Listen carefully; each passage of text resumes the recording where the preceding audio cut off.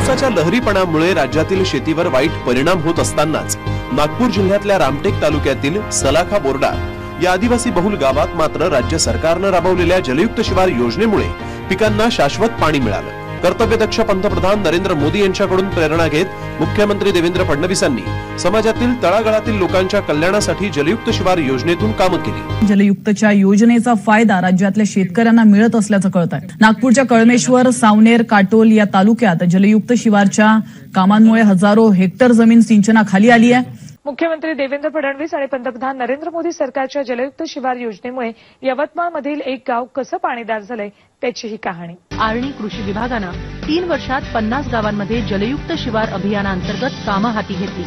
मसुला गावात 25 सिमेंट बंधारे गाळानं भरले होते।